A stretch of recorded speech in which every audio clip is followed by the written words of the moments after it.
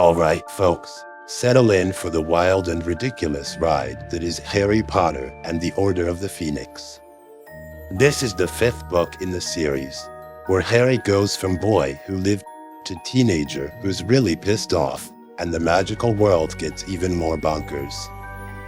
We're about to dive into a world where common sense takes a back seat and bureaucratic nonsense reigns supreme. Let's get this party started.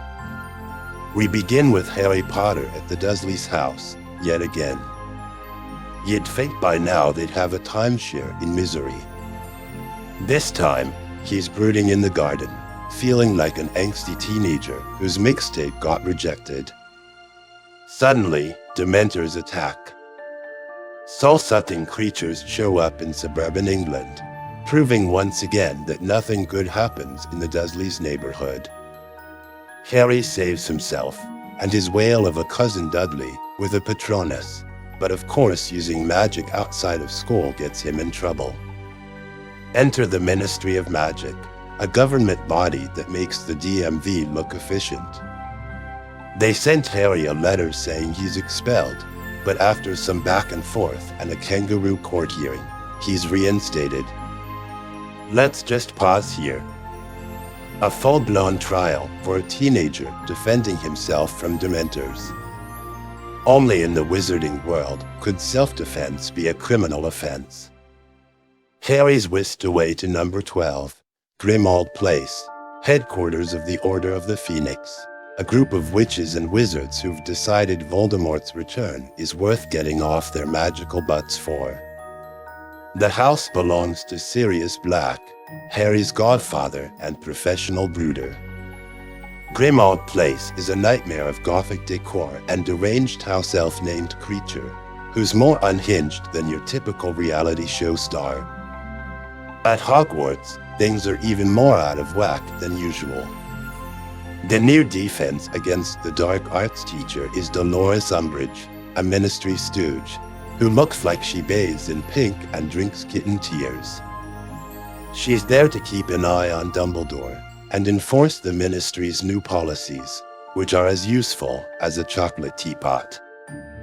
Her teaching involves reading from a textbook and doing nothing practical, which is like learning to swim from a pamphlet.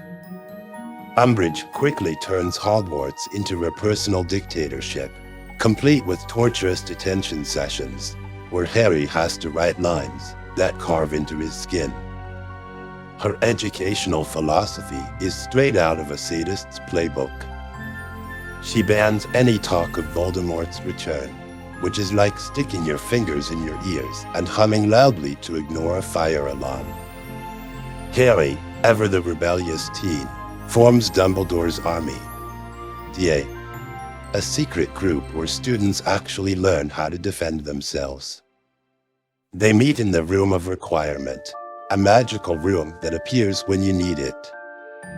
The DI becomes a ragtag group of underdogs, training to fight the impending doom, while also navigating teenage hormones and bad hair days. Meanwhile, Harry's having visions of Voldemort's actions, thanks to their connection. He's got more nightmares than a horror movie marathon. These visions eventually lead him to believe Sirius is in danger, but not before we suffer through Snape's clemency lessons. Picture it, Harry and Snape in a room, with Snape trying to teach Harry how to protect his mind. It's like trying to teach a cat to play fetch, frustrating and ultimately pointless. The climax hits when Harry, convinced Sirius is being tortured at the Ministry, leads his friends on a rescue mission. They break into the Ministry of Magic, which is alarmingly easy.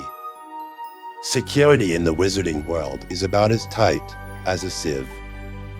They find the Prophecy Room, which is like a magical library of bad news, where a battle ensues. Death Eaters, led by the ever-cheerful Bellatrix Lestrange, show up and chaos breaks out. Sirius dies in the ensuing fight, falling through a mysterious veil that's never fully explained. Just like that, Harry's got another reason to brood. Dumbledore finally steps in, but not before the Ministry arrives, seeing Voldemort with their own eyes. The penny drops, and they realize, hey, maybe Harry wasn't lying after all. We wrap up with Harry back at Privet Drive, mourning Sirius and feeling the weight of the world on his shoulders. Dumbledore gives him the lowdown on the prophecy. One of them has to kill the other. No pressure, kid. It's a cheerful note to end the school year, really. So there you have it, Harry Potter and the Order of the Phoenix, a year where bureaucracy, teenage angst, and a sprinkling of magical rebellion create a perfect storm.